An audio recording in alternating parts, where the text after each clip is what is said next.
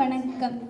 500ஆம் ஆண்டு ரோம் நாட்டில் முதலில் குடியரசு என்னும் சொல் வடிவமைக்கப்பட்டது. இச்சொல் ரெஸ் பப்ளிகா என்னும் லத்தீன் மொழி சொல்லிலிருந்து பெறப்பட்டது.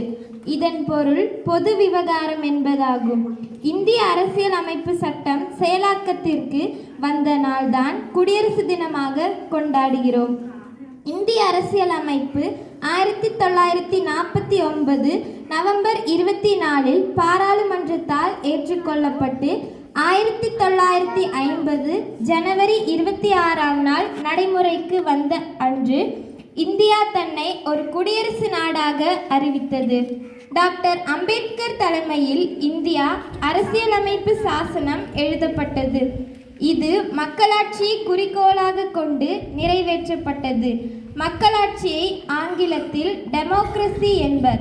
டெமோக்ரஸி என்ற சொல் டெமோஸ், கிரட்டோஸ் என்ற இரண்டு சொற்களிலிருந்து தோன்றியது. டெமோஸ் என்பது மக்கள் என்றும் கிரட்டோஸ் என்பது அதிகாரம் அல்லது ஆட்சி.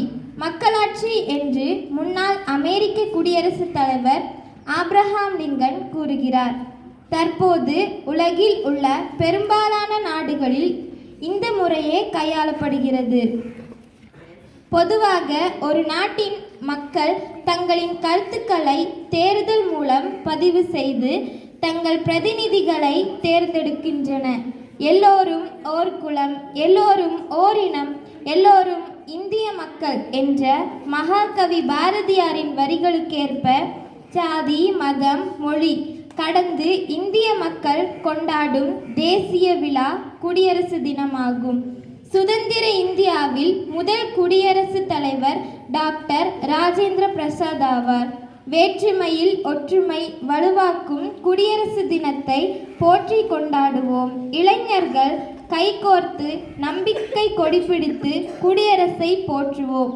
நம் தேச கொடிதனை ஏற்றுவோம். அனைவருக்கும் இனிய குடியரசு தின நல்வாழ்த்துக்கள் கூறி எனக்கு வாய்ப்பளித்த அமைதி காத்து அனைவருக்கும் நன்றி கூறி எனது உரையை இத்துடன் நிறைவு செய்கிறேன்.